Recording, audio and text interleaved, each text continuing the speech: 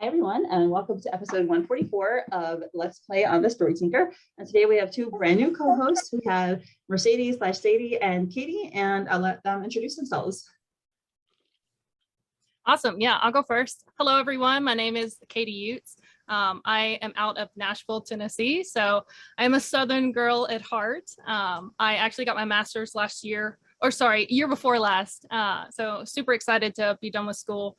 And I actually work in accounting at Ernst & Young. So I'm very much a number cruncher. I'm very into technology and audit and stuff like that. So that's a little bit about me. Awesome. Thank you. I actually was going to ask if you were from the South because I lived in Memphis for 5 years. So I detected like the Southern accent. So that's awesome. I'm actually from Memphis. I just moved to Nashville last year. Oh, so. Okay. I finished Cool. college at University of Memphis. Wow. What a small world. I can't believe that. So we were destined to meet. Right. I lived in East Memphis. I can tell the streets I lived on. But yeah. Amazing. Yeah. All right, I'm Mercedes. I'm a first-time mom, and I live in Colorado. Oh, that's cool. Do you live? Is it like near the mountains where you live? Yeah, I live on the outskirts of Denver. Awesome. Yeah, I haven't been out west there, but I've heard it's beautiful. It's very beautiful. There's so many hiking trails, and it's gorgeous. Awesome. Yep, I'm a city girl, so I appreciate all that stuff. Awesome. Well, I'm so excited about this episode because there is so much to discuss and debate. Yes. So let's get into it. So, the introduction I always like gloss over. It's just the Sam and Charles in the office. And now we have Sam sitting at the dog park and sitting there on the bench. And, Bowser is Bowser's being all cute. It just makes me smile. And he's sniffing with this wolf, which I don't know about you. Did the wolf? I just like immediately thought of, what was it? Was it Link that had the wolf? No, Link was the lion, right? It was so Ava had the black wolf aura, and then Monica had the pink wolf. Mm-hmm. So I wasn't sure if this was supposed to be representative of one or the other because they're both present in this episode. But I did pick up on that. Somebody, sorry, it was Sadie. What were you saying? I said I did too. I thought that was pretty interesting. Yeah. And I know someone on Facebook mentioned that it was maybe from a game, like a certain video game, but I don't remember which one. or some kind of some fantasy something or other. Anywho, I guess we should keep an eye out if it comes up again. Oh yeah. And she's flashing back. She's remembering Charles driving her home. And she's back to what she said. Thank you for driving me home and for walking me to my door. You don't have to keep doing that. He wants to, Sam. Like he's not doing you a favor. He's doing it for himself. Very chivalrous. Yeah. Mm-hmm. I mean, he's a gentleman through and through. Or he likes to think he is. And I do think he is. So I mean, I'm just surprised that she's surprised that he is still doing this because it's what he's always done. Mm-hmm. Right, exactly. I think she doesn't understand the effect she has on him and how much he really, really wants her. But I mean, it's her first time like dating anybody, or not really dating someone. So I she's always struggled with confidence. So I think she doesn't, has a hard time absorbing the fact that, he actually likes her. And he wants to spend time with her. I think she's gotten into a habit of thinking that actions of kindness towards her are a burden for other people. Mm-hmm. And I think, that's definitely something she's trying to work on. But I think it shows through that that's something she's still kind of dealing with internally. Mm-hmm. I know how that is. I used to be kind of like that. And then I met my ex-boss. And he really helped me get out of my shell, kind of like how Charles is doing, but not, because he was a lot older. He just he picked on me a lot and just really helped me come out of my shell. It's interesting because when you say picked on you, like a lot of people have trouble with Charles's training. And one of the only real life friend of mine who actually reads Let's Play, meaning someone that I know not from webtoons. I rave about webtoons to my friends all day and they don't read it. But one of them did. and she read Let's Play, and she does not like Charles. And we had a little argument about it this week. She thinks he's very manipulative.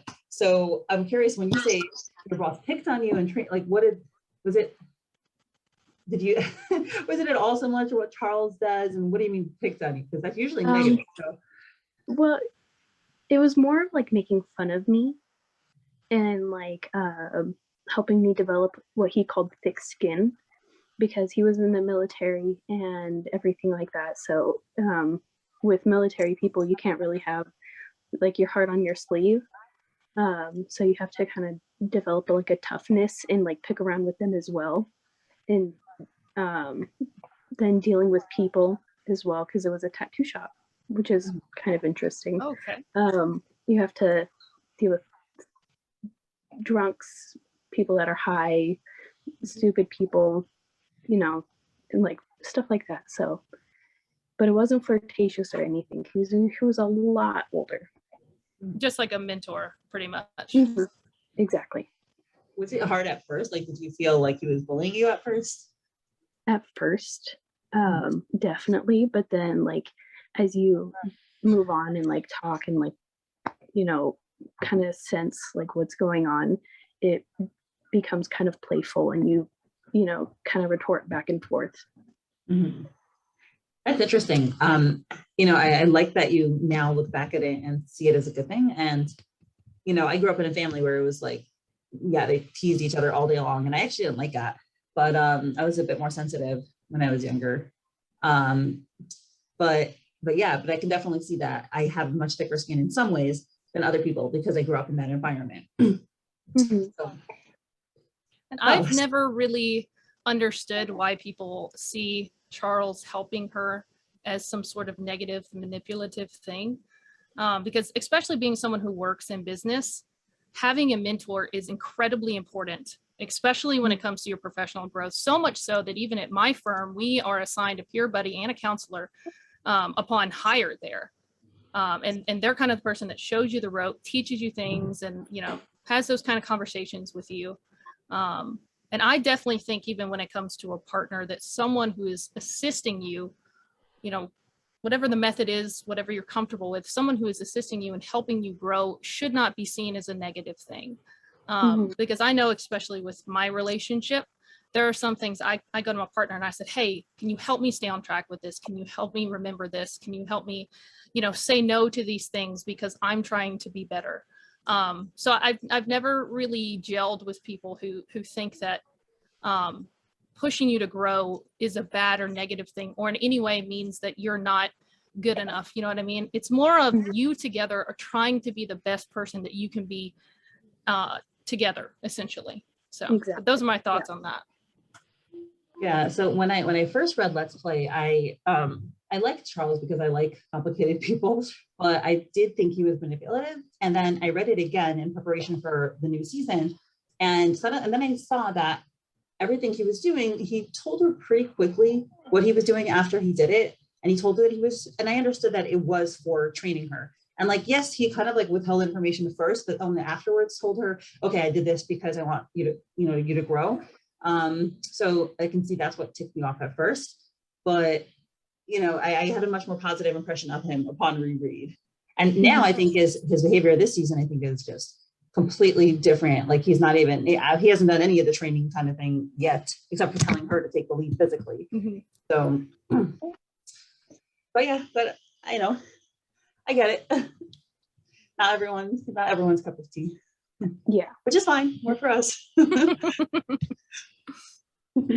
think it's great he's letting her take the lead, though. I think that's going to help her come out of her shell like even more and like want to try more daring things, kind of like what she does later in the episode. Yeah, exactly. And she wouldn't have done that if he had, just been the one to do all the physical initiation. Yeah, so let's continue. He tells her, "Oh, it's no trouble, Samara. The least I can do for the lady who defended my honor today." Of course, Charles, that man had no right to talk to you like that. Plus, I doubt my dad would fire me for talking to a client like I did. If anyone is safe enough to reprimand a client, it's me, which is good because I know some, another thing that we talk about is the fact that he's her supervisor, which, could be iffy, but she is also the daughter of the CEO. So that gives her own power. So it's good that she's at least aware of that. Mhm. Yeah, what do you think of that dynamic? Because I've never had any romantic liaisons with my boss, you know? I think people forget that very early in the series, they state that her father was the supervisor of her mother. She was his assistant and she worked for him. And obviously, I would think, I think anybody reasonable would assume that there was definitely some sort of mentorship there. If she was working if he was her direct report, right? And something else I want to state about that as well is that the creator, when asked what her favorite relationship was in the series, she pointed to Sam, her father, and the mother, and said, "That's my favorite type of relationship." So I think in that way, that's part of where she's saying this type of relationship is okay. And I think she's done a really good job of trying to present it in a way that is understandable, with relationships being acceptable in the office, and kind of the way that Charles checks in with her and makes sure that she's okay with what they're doing. So I don't personally have a major issue with it. And I do know people who have dated their superior or dated someone that they worked for. It's very common, especially, if they get really close. And you see it in media a lot too, recording artists who dated their producer. So I don't think this is anything that's new. I don't think this is anything that's any more taboo than something like that. So I don't personally have a major issue with it. Yeah. What do you think, Sadie? If you're available.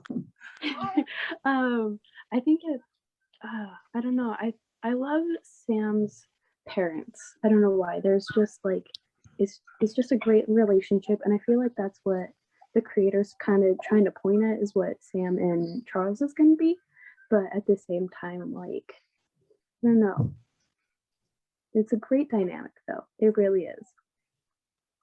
It's very interesting because not only is she like above him, but she's also kind of like below him. Right. Yeah, that's interesting. One thing that I wonder what will happen once Sam gains confidence, if that will throw Charles off, because it's possible that he is attracted to her because she is so unsure of herself and kind of meek, and maybe at some point she'll outgrow him. And I don't know if he'll want her anymore at that point. So I don't know. Just have to see, I guess. Yeah, I mean, that would be sad, but I think also very normal for that to happen. If someone's personality changes enough, then what attracted you to them might not be there anymore. I mean, I would hope that wouldn't happen, especially because there's a portion in the comic where Ava comes up and she says, I know you like confident women, and he says yes, and then he calls her a name. So I think kind of his track record shows that he still has been involved with confident women. So I'm hoping that it's not the case, that if she gains that confidence that he doesn't like her, or doesn't find himself as attracted to her as he once was. So I'm hoping not. All right. Okay. So he continues and says, "But I'm your direct report, and it's my responsibility to deal with problem clients, not yours." And she's like, "Really, Charles? It's okay." And now she looks at his hand and she notices that it's not tucked into his pocket, which is a major achievement because he is like Mr. Defensive, Mr. Closed off, withdrawn, always protecting himself, like protecting his vital organs, like very, very not subtle symbolism. And and now it's out. So he's feeling a bit more comfortable around her. And who knows, does he still have his wedding ring in his pocket? That's a good question. Sam has to stick her hand in and find out. It's not like she hasn't done it before. I know, which was very weird the first time. I'm like, I don't stick my hand into other people at the time. Also, like, it's not usual to stick your hand into other people's pockets.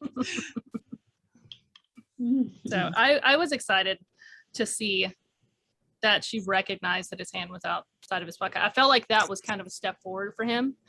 And when I saw it, I kind of internally gasped. I thought, oh, this is a huge deal. This is a big moment. This is movement forward. That he's becoming less tense about, them being a couple. well, maybe not being a couple, but kind of being a couple, opening up to her. Mm-hmm. I think it's great that he's starting to try and open up, kind of like how she's starting to move out of her comfort zone. So they're both kind of just like branching out towards each other. That's so interesting. It's interesting also because Sam realizes she has a problem. Like she wants to change. Charles doesn't. I don't think, I mean, at least we haven't seen any of his thought process saying, I have a problem, I need to change. Like we think so, but he doesn't think so. Mhm. So it'll be interesting, you know, if he'll ever come to recognize that and like what kind of drama will have to happen for that to, for that recognition to come. Maybe when Sam's dad comes back is when we'll see it. Oh my God. I'm so scared of what will happen when he comes back. Oh, I know. It's like, what shenanigans will he pull off this time? Exactly. I'm hoping he's in a good mood with the fact that Charles got him there, so maybe he won't be as angry. How fast will he pick up on their relationship? Her mom definitely will, because her mom seems pretty sharp. Oh yeah, yeah. Anywho, so I love that what he says next now, because he says, Samira, about the fencing lessons tonight, I can easily reschedule them. And he's doing a little blush. I would genuinely rather spend the evening with you than deal with a bunch of mewling, overprivileged brats. And I'm so happy that hilarious. That. What? I thought that was hilarious. Yes. It kind of caught me off guard because I wasn't expecting him to make a comment like that, because I'm like, aren't you kind of one of those brats? I mean, you're in fencing, you teach fencing. So I wonder if it was a little bit of a poke at himself too, I think. Well, yeah, I mean, he was that 15 years ago, or, you know, however old these students are. So yeah, maybe it's also for him, it's like the age thing, but yeah, I'm sure he was one of those. But I love it. You know, he's making an effort. He's reaching out to her now. Like, you know, he already tried earlier and she said no, but he's trying again. He really wants to spend time with her. It's amazing. I love it. Like you said, he's doing the overtures. He's thawing. Love it. And she's like, no, I don't think it would be right. I would hate for you to have to cancel. It's okay. We can do it some other time. And he doesn't respond. He looks sad. Poor sad baby. Turns aside, like, as you wish. Poor boy. And Sam, you know, is thinking to herself now, small steps, just one line of code at a time, into looking at his hand, just one touch at a time. And she leans forward and softly puts her hand on his, and then interlaces her fingers with his, leans forward again, looks up at him, holds his hand. It's like this beautiful progression of getting closer. And he, you know, is super excited. He puts his hand on her cheek. And she's like, Charles, he leans even closer. It's like his anticipation is built up. He's like, yes, buddy. And of course, it looks like they're about to kiss. But then, thanks again for the lift home. See you in the morning. Slam. And then the best picture of all, Charles with the blue ball bouncing around in complete shock. That was hilarious. It took me, I think, a couple readings to pick up on the blue balls. Most people, I did not catch it at first. I was like, huh? What is that? So. Yep. Poor Charles.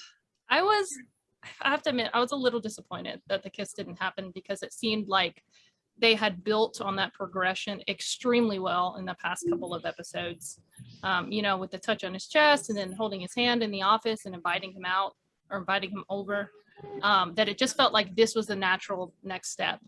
And then when it didn't happen and she just ran away, I don't know, to me, it kind of felt like it was a little bit of a step backwards for her versus a step forward. So I was a little sad it didn't happen. Yeah, what do you think, Sadie? Like, why do you think she didn't do it? Honestly, I don't know, but I kind of think that it's like the 2 steps forward, 1 step back kind of thing. Like she was getting ready to, and then like something happened and she just got so scared and she pulled away and didn't want to. Like it was too far out of her comfort zone. Mm-hmm. Yeah, I think that like the hand holding was just enough that she could push herself. I don't think she could push herself further. Like she would probably receive a kiss, maybe, but I don't know if she can initiate it. Yeah, exactly. It kind of looked like he was moving forward though, you know, because he like walked forward and grabbed her face, and so I was thinking, yes, he's gonna go for it. So I don't know, maybe I would have felt a little differently if it had looked as if she had initiated more of it, but it seemed kind of she initiated it and then he was following through on it. Yeah. I don't know. Oh well, you know. Next time. Yeah, exactly. I wonder if it is realistic. Like, I mean, I wasn't like this with my husband. I mean, I mentioned before, like I didn't date much because I grew up very religious, so we didn't date. But when I met my husband, like the basically first relationship I had, so I was like, had no problem, like, you know, getting physical with him. Like I was not shy at all. But I mean, there are lots of people who are, and you know, who do take their time.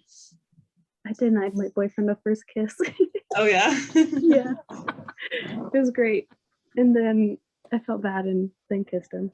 Oh. like the same day. Mm-hmm. Oh. Yeah, we were sitting out in front of his the house that he was living at the time, and then he leaned in for a kiss, and then I denied it, and I was like, and then he's like, "All right, I'm gonna go inside now." I was like, "Wait, no, I'm sorry." That's hilarious. I love it. So yeah, it's gonna be a great story to tell her daughter. Oh, that's sweet. It's funny because now every time my husband and I like you know, show affection to each other in front of the kids, like we're hugging or whatever. My daughter, who is 10, she learned this phrase from somewhere and she's being very annoying. She's like, "My little eyes can see you," and we're like, "And we're your freaking parents. Like, why can't we hug each other in front of you?" Like, you know, in my head, I'm thinking, like, what do you think made you exactly? But Exactly. anywho, so she's now thinking about it. So we'll get a little bit of her thought process. She's in the dog park and she thinks maybe I should have asked him to cancel. He seemed interested. Like, yes, he did. But at the same time, we're not dating. It doesn't seem right for him to change his plans for me. That's not what our agreement is, right? Sometimes, my dear, you got to go with the flow. Exactly.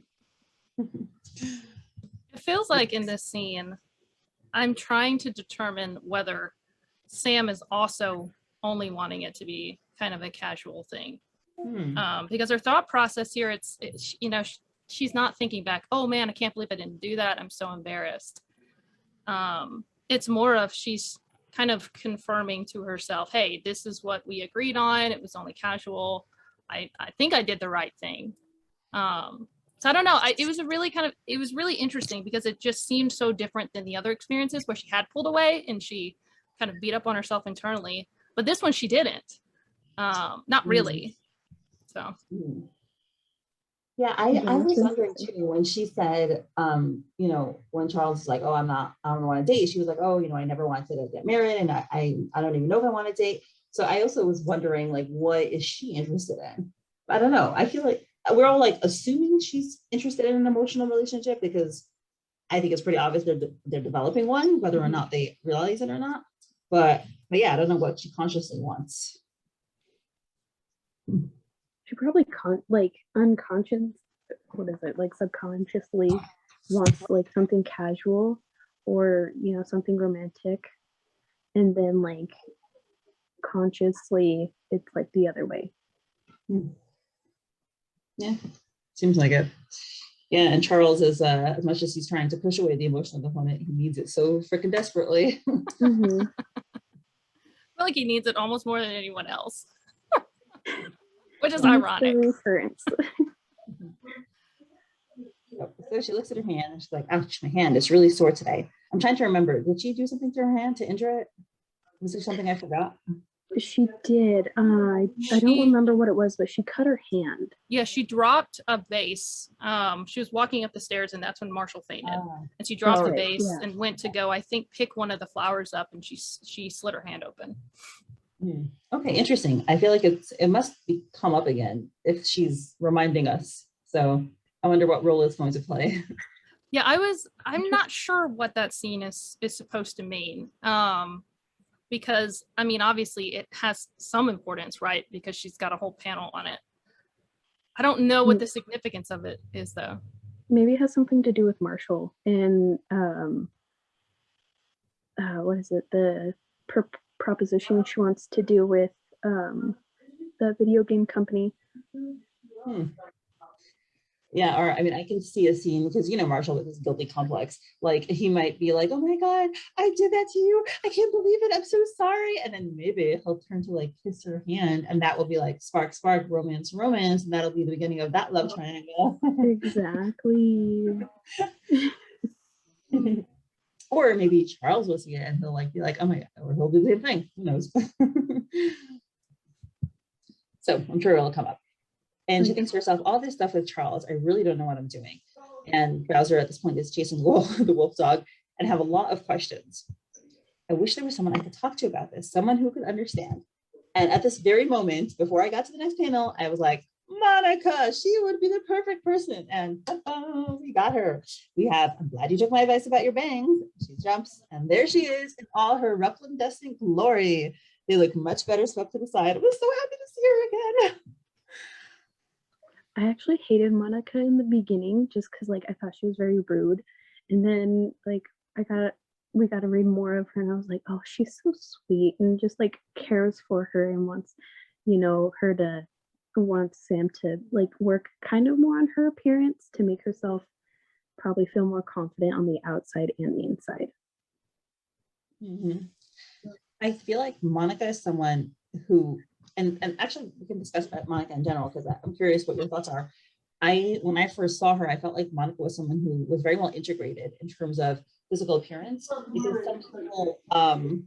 some people are like ashamed of their bodies, and I think the attitude I was raised with was like, oh, if people put too much emphasis on their outside, that means their inside is not developed. And over time, I learned that that's not necessarily true. Some people just really love being into fashion and they love makeup and all that stuff, and it doesn't mean that they're not smart or that they're not like a personality is not developed. It's just like a hobby or an interest. And Monica, I feel like she's someone who's so confident in both herself, and she loves to be beautiful on the outside, but I think she understands that she's important as she is. So I was a bit surprised when she and Marshall broke up, she took all that off and she was like, oh, I have to learn who I am. I was like, wait, I thought that's what you were good at. I thought you already were a very well integrated person. And here she is back in her, glammed up self. So I'm curious what the purpose of that scene was. What do you guys think? So I think if we look back at what the creator has said about kind of the overarching theme, I call it the thematic question of the series, which is don't judge a book or should you judge a book by its cover, essentially, right? So I think she's really masterfully introduced a lot of characters, hoping we assume so and so or such and such about them, and then she proves that wrong. She does that with Monica, making her appear to be someone superficial, and it turns out she's not. She does it with Sam's dad. The first scene you meet him, he's standing real tall, and then he turns around and starts crying. She does it all the time with Charles, trying to make him seem as if he's a villain, and then he's not. And then especially with Marshall, with the whole idea that he's created this persona, and then it turns out that's like not who he is underneath. So I was really excited to see Monica back in this episode, and I was surprised that she was glammed up, because I thought same thing that you thought, right? That she was kind of taking a step back from that. And as I was reading the comments, I think what other people were saying about it was, well, she's still a VTuber and she still has an image to maintain, and she's still, doing those beauty videos. So she's still probably dressing like that, outside of time that's spent maybe with her immediate friends and the immediate family. Okay, I could see that. It's definitely reasonable. Yeah. What do you think, Sadie, of Monica? I love Monica.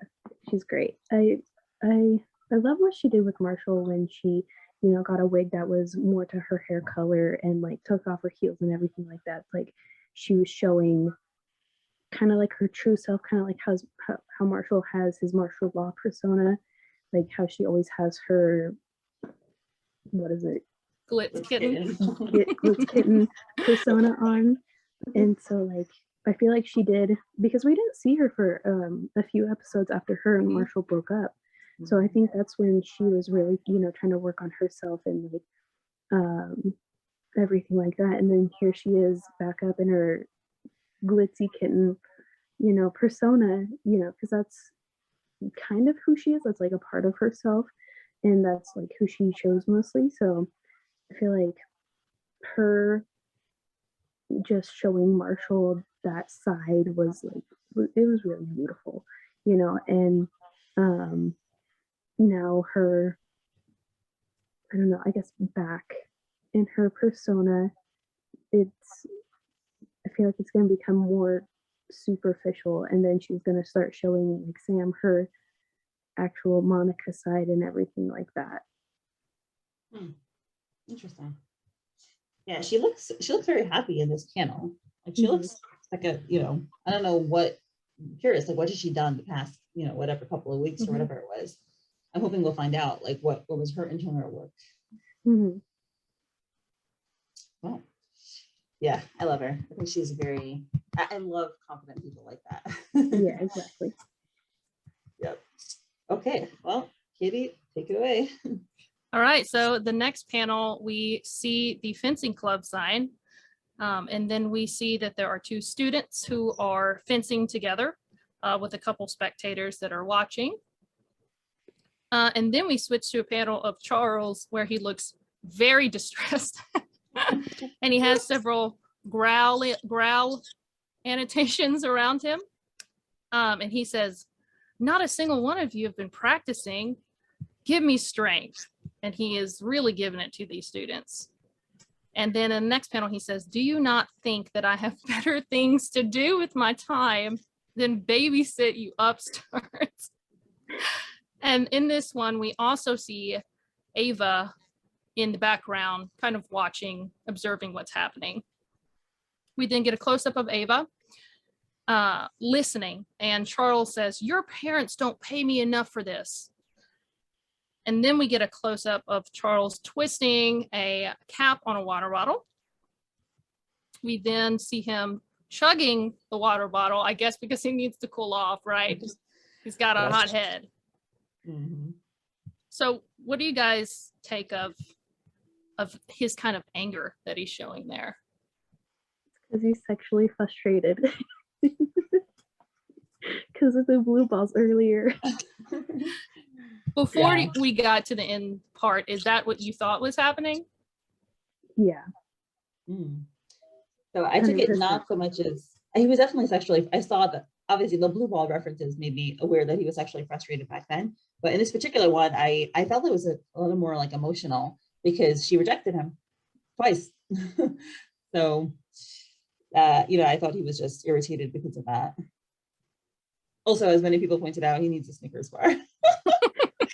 It's a very successful advertising campaign, by the way, I have to say.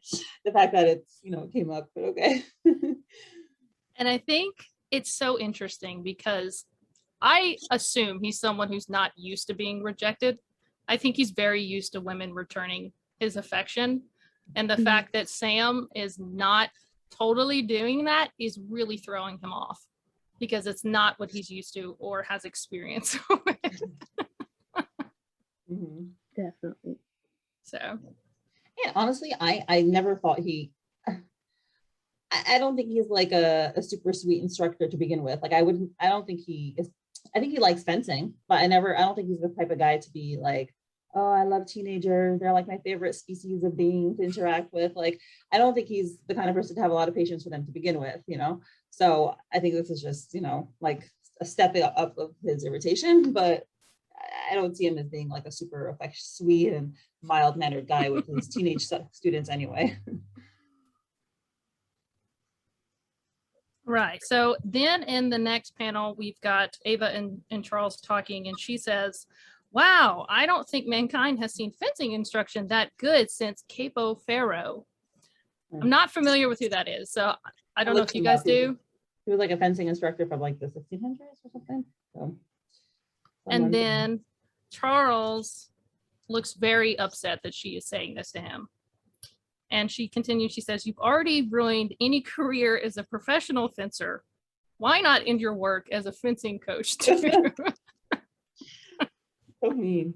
So what do you think, how did he ruin his career as a professional fencer? What happened? Like, is there some reference to something in his backstory that we're gonna find out about? Some tragic like accident that ruined his career? Like what happened? Or something he did? I don't know. I wonder if maybe I'm thinking maybe or hoping, I guess, that it's maybe the case that he decided that teaching was more of his forte because he seems very passionate about mentoring.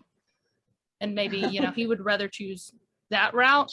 And the reason why I think that might be it is because I think we've been shown kind of time and time again that even though he was kind of set up to be this person who, he wants to be the CEO, he wants Sam's place, he wants to be the best of the best. That's not actually true, and we see that a lot in the previous episode where he talks about how he would love to work for Sam. So under. Maybe that's the reason why. Under. What about you, Sadie? What do you think? Oh crap, I was gonna say something. I think it's I think it had to do something with like his ex-wife and like him moving to America. So like maybe one day like he came home and he had like a really good time at fencing, probably got like I don't know, like a promotion or something like that. And then that's when he came home to his wife, cheating on him, and then, he moved to America. I'm not sure about that part, but then he probably moved to America and everything like that. And that's when he started teaching, just probably to get his frustration out as well and like his anger out. So interesting. I never even thought about the fact that he probably was married in Wales. Like I know they were, high school sweethearts, if I recall correctly. Mm-hmm. So they must have grown up together in Wales. But I kind of assumed they moved to America first. But yeah, that makes more sense. And maybe leaving Wales/England would have been the reason that he couldn't continue his career. That's a good one. Yeah, I hadn't thought about that either, but that would definitely make sense that maybe he was in the circuit overseas and maybe it's just not as popular in the US, so there's just not really, as many opportunities to do that. So that could definitely be a factor. Interesting. Yeah, and I already noticed in this panel that the velcroing of the collar, and like we'll see. I was like, I noticed that already. What you doing, Eva?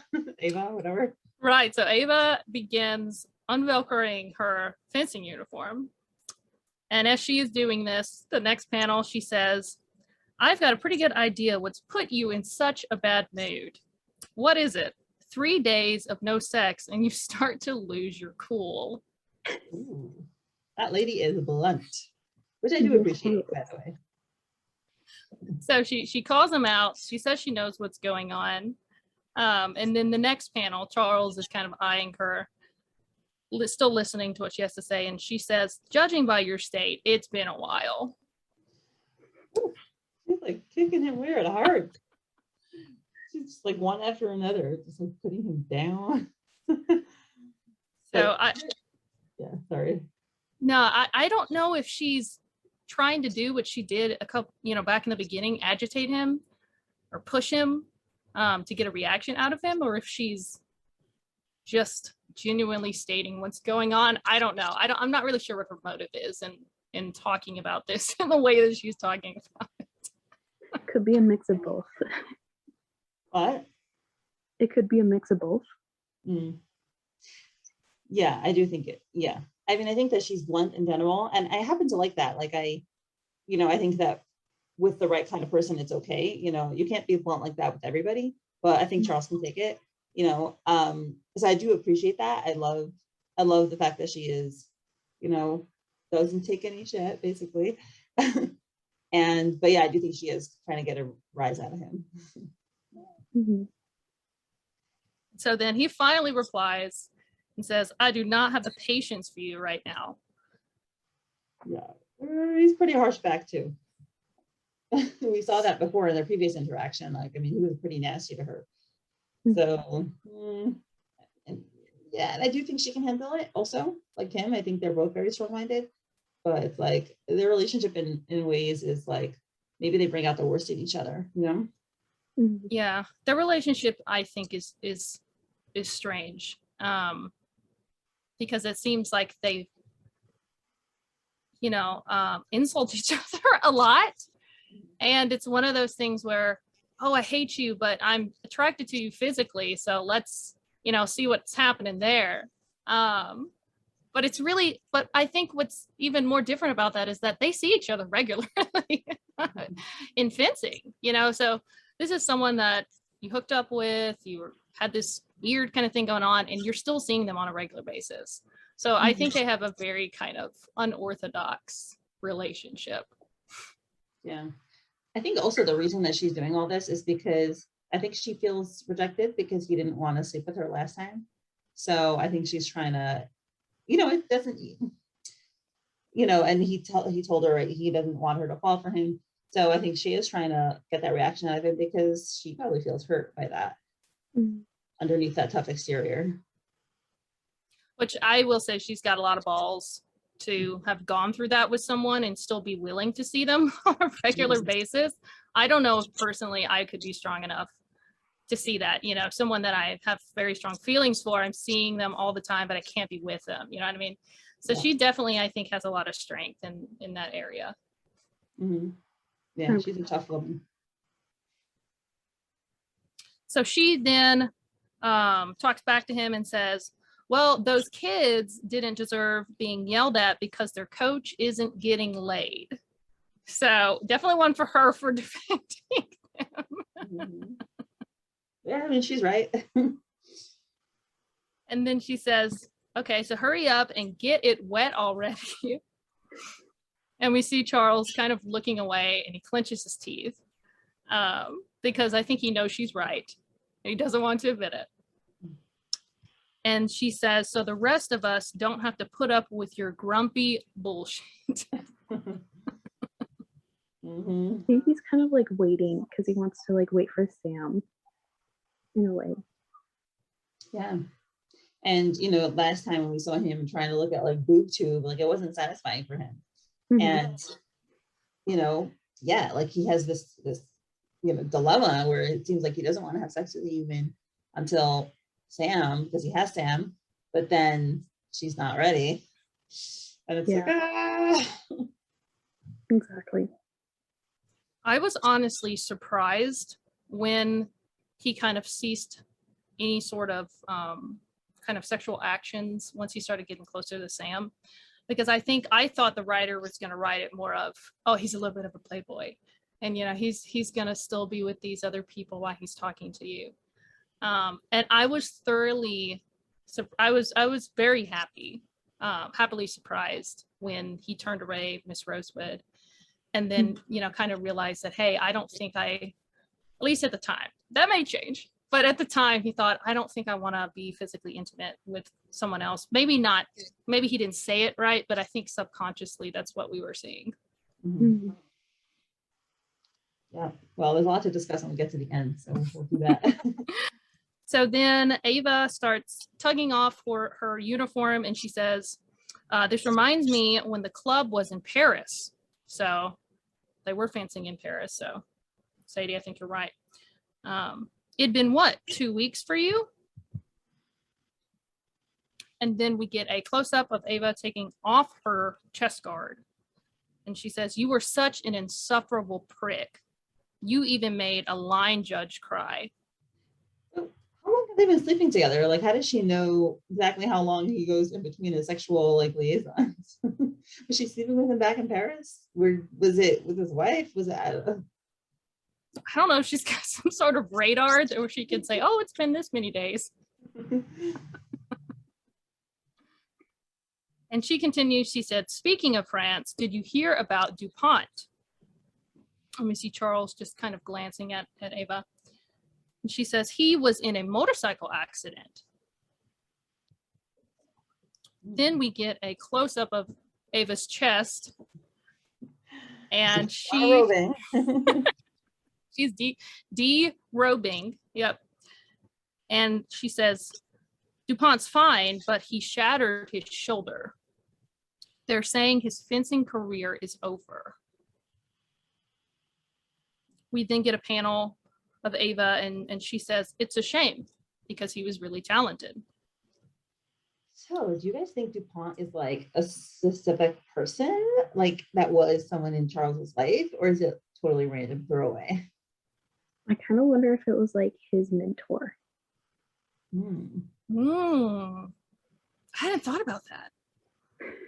Some people said maybe it's the guy, the best friend that cheated on with his wife.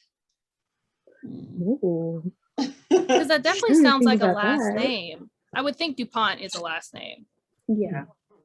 So if that's so, then Ava wouldn't know about that. Like it doesn't seem like she knows. Mm-hmm. But I feel like it's there for a reason also, you know? Like Mhm. I don't think it's random. Um, I I'm don't know. thinking, I'm sorry, go ahead. No, you can go ahead and go. Oh, okay. I'm thinking that maybe after, he found his wife, cheating on him, he went to Ava and was like kind of like his confidant. And that's how she knew about maybe DuPont being the guy that his wife was cheating on him with. In which case, like, let's say that is the case, her bringing it up, what would her motive be? Just like make him really, really irritated? Probably get that reaction out of him. It might be. Or it could be like a job opportunity for like either one of them. A job opportunity? Meaning like now one of them can go fencing instead of him. Oh, another reason to go back to England. I was just about to say, do you think that's going to fuel that flame? Good point. I definitely think that's an awesome theory. I will say another reason I think potentially she might have said it, or we have this scene, is because the creator might be showing us that she's trying to have this serious conversation about what's going on, somebody that they knew who really hurt themselves, but Charles is so like, I think, hyper focused on himself and kind of what's going on internally that he's just not reacting to what she is saying. So that may be kind of a look at his mental state during this struggle, I guess, that he's having. So, well, that like plays into the last panel because there's a bunch of interpretations of what that look means. So it's possible that it's also related to DuPont. But yeah, I guess I'll let you read that one. And so then this next panel, Ava looks up at Charles and she jumps a little bit. And that is because Charles is staring at her very intensely. No smile though, just kind of a neutral face. And there are chains in the background. And that is where the episode ends. Hey guys, what does that look mean? What do the chains mean? I've been reading a lot of Facebook comments on this. Maybe he's trying to restrain himself from like reacting. Because how is he feeling? Reacting for what? This is the big debate. That's the question. It's like which emotion is trying to get out to react, like sadness or anger or lust, maybe. There's been a lot of different, because I've read through so many of these comments because I was really interested just to see what other people's thoughts were on the panel, and there were some people saying, oh, he definitely wants to jump her bones. That's what that is. But then there were some people saying, no, he's obviously very angry that she's saying this stuff to him and talking about things so casually. And then she tries to switch the subject and talk about their friend. So I don't know. And I think that's, the creator obviously has to internally battle. For a week or maybe a couple of weeks. I feel like since we got Charm in the past 2 weeks, there's a good chance it's not going to be focused on them next week. No, do not prolong the torture. And I have been monitoring Twitter and Instagram trying to see the Fast Pass spoiler, and she's not posted it yet. So I've been dying on the Yeah, I'm on Patreon and I don't think she's posted anything yet either. So oh boy, I'm just double checking now actually. Nope, nothing yet. Oh boy, so when I first read it, I was like, yeah, I thought it was the lust thing because there's that panel, he's just focused on her chest and Ava herself is like, I think clearly trying to seduce him. I wasn't sure at first if she was trying to seduce him, but now after reading it, and I'm like, yeah, she looks like she's trying to seduce him. But so yeah, I thought it was lust for sure, and I was like, don't do it, Charles. And I love like reading the webtoon comments, like everyone is unanimous, like don't do it. It's really funny. But yeah, then when people said about the anger part, I was like, okay, I can see that too. prefer it. And then some people thought maybe the anger was because of DuPont. Like maybe DuPont was the best friend or someone else that he was in competition with or someone he doesn't like. So that would be the reason for the anger. Oh, I don't know. Once I read the episode, I think when I saw the preview, I had this idea of what I thought this episode was going to be about. And then I read the episode and it was so different from what I had expected it to be. What were you expecting? And then I got very nervous about talking tonight because, you know, these are some really heavy, important things that are going on in the story. Potentially pivotal things, right? I think that Charles's next action is going to be a huge hinge on where the charm ship goes. I think that his next move is going to be pivotal for their relationship. Yeah, so let's get into that because that was also a topic of serious like debate. What happens if he says yes and he sleeps with her? What does that mean? How is Sam going to feel? Is that wrong of him to do, or is that totally acceptable? Let's hear. Sadie, you want to start off? Sorry, you were starting off.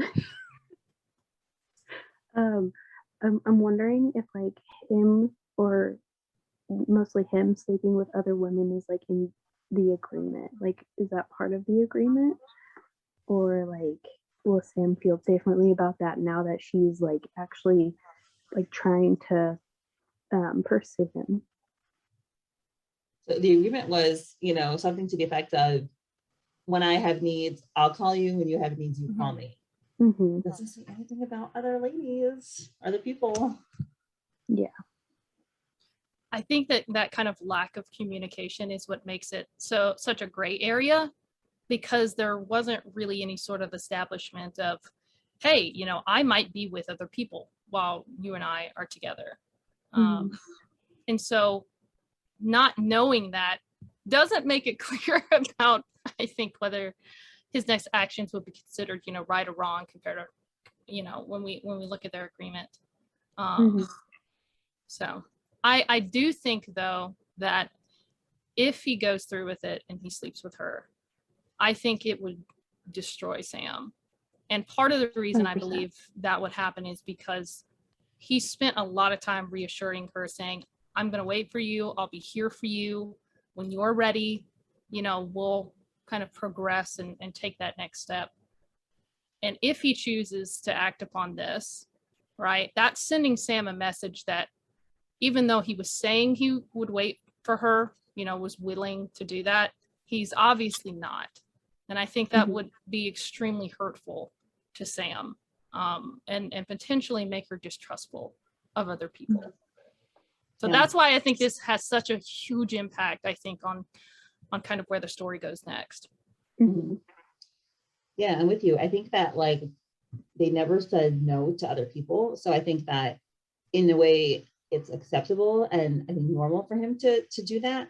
But I do think emotionally it would be very bad for her. And I think he recognizes that. I think he's not stupid. Like I think he knows that it would really devastate her if he did that emotionally, even if it's within his technical rights to do so.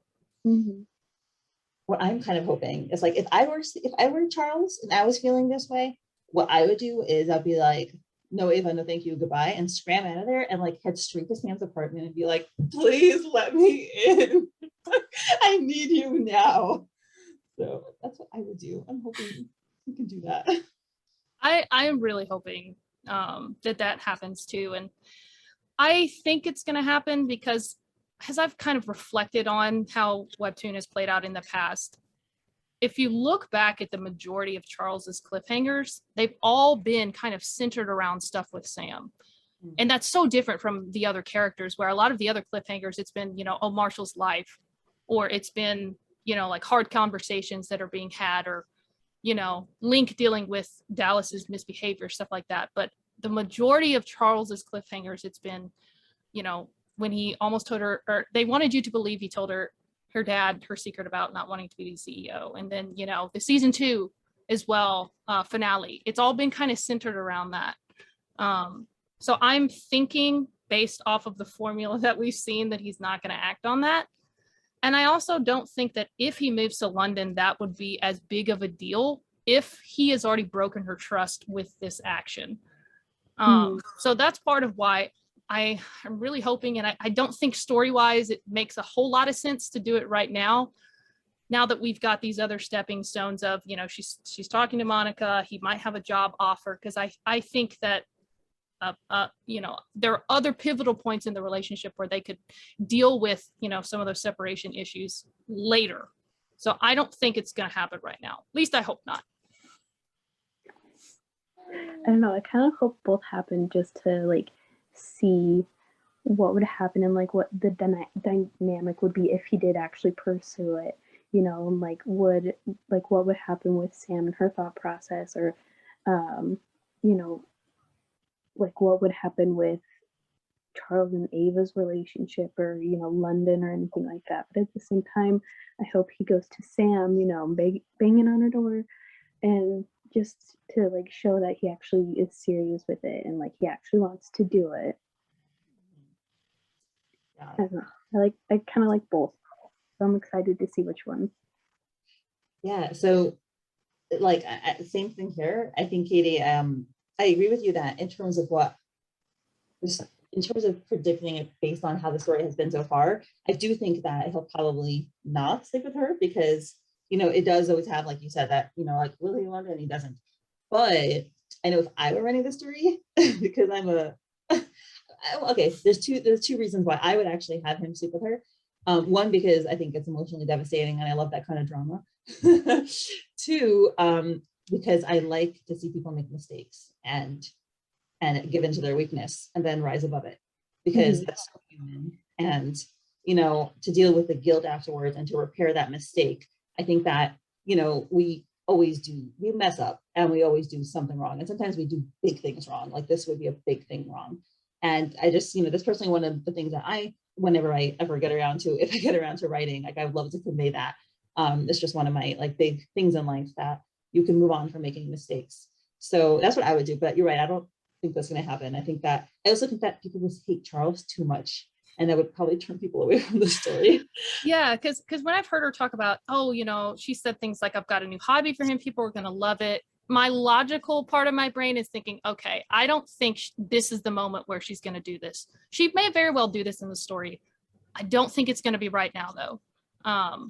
Because I think, if she's building a hobby and she's kind of building on these other things that are happening in your story, I don't think she's going to do that after she's kind of, scarred him in the eye of us, or the eye of the readers. Well, I guess we'll take bets and we'll see who's right. And maybe in a week and maybe in a couple of weeks. We'll see. So anything else to say on this episode? Definitely was an emotional roller coaster. Yeah. It was very interesting to see Monica. I'm kind of excited to see like if she actually did grow and like what's going to happen with that. Yeah, 100%. And what kind of advice she's going to give Sam. That would be cool. Yeah. Awesome. Well, I forgot to ask you guys before, but I usually do like a bonus question that goes on to Patreon. So would you like to do one? Sure. Yeah, let's do it. I'd love to. I'll stop this recording.